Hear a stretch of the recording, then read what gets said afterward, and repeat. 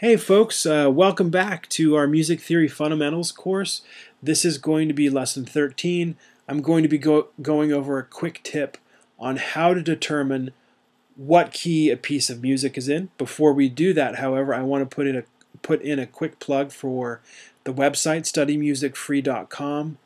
Go there, check it out. With each video lesson, I'm doing a lesson summary. I'm doing an important concepts section which reviews the important concepts from each lesson and stresses the things that I feel are important, and it's a little bit more clear and concise on some of the topics. You know, I tend to maybe get kind of confusing as I talk, but there in that section I'm able to be very clear and explicit on what is important.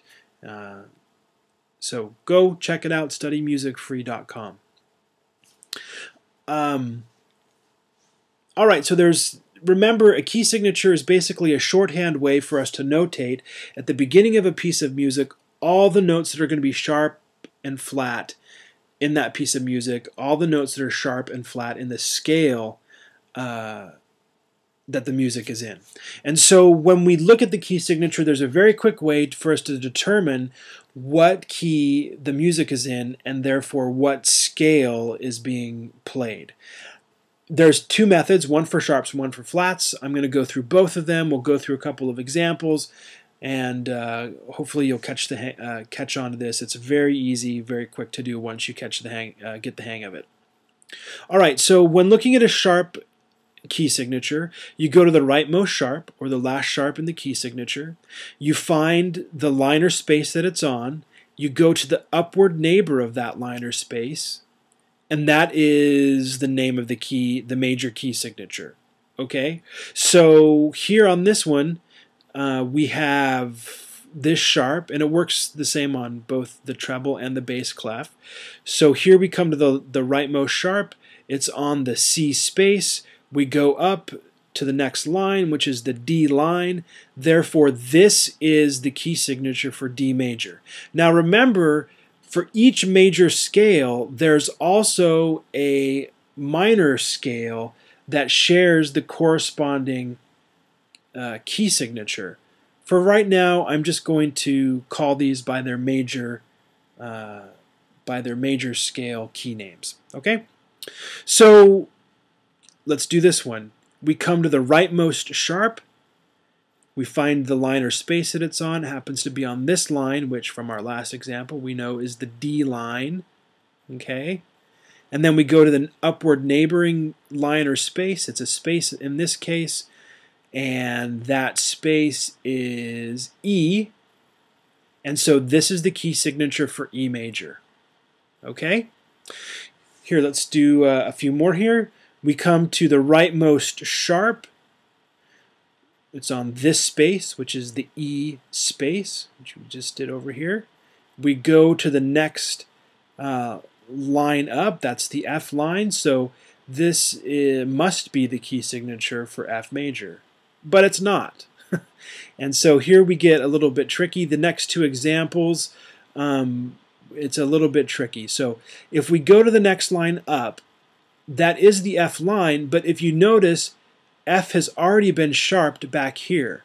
So this is the key signature for F sharp major. Okay? So here, let's do this one. We come to the rightmost sharp, the last sharp in our key signature. It is on the B line. We move up to the upward neighboring line or space. It happens to be this space, which is C. So is this the key signature for C major? I hope you all said no, because remember, C major has no sharps or flats. It's all natural notes in the key of C major. Again, we have to go back.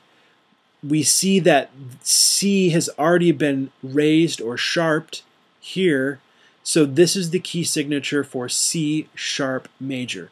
These are the only two sharp keys where it's the case. This is the case.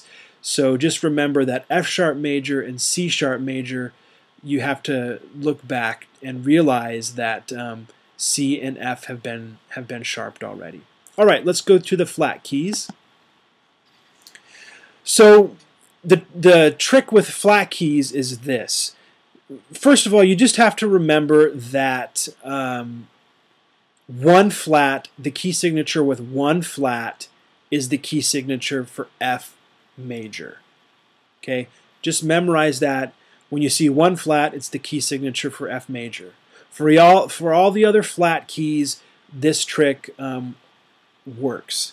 So what you do with a flat key is you go to the second to last flat in the key signature, or the second from the right in the group of flats. You go to that flat, and that is the flat that names the key signature. Okay, so in this case, we have the second to the right flat, and it is on this space. So this is the key signature for E flat major. And for all the flat keys except for F, they are called flat keys. So it's E flat major, A flat major, D flat major, G flat major. Okay? All right, so let's do this one here. We go to the second to the right flat, or second from the last flat. It's on, let's do it in the bass clef here. So second to the right, second from the right flat. It's on this space, which happens to be A. So this is the key signature for A flat major. And one more for flats. All right, let's do this one here. We go to, let's do the bass clef. We go to the second from the right flat, second to the last flat here. It's on the C space. So from our sharps, hopefully we know that this is not the key signature for C major. It is the key signature for C flat major, right? Because the trick with the flats is you have to include the flat in the name of the key signature. So this is C flat, and so this is the key signature for C flat major. Okay? All right. That's the trick. Hopefully you understood it, and good luck applying it as you look at other pieces of music. All right, thanks for tuning in.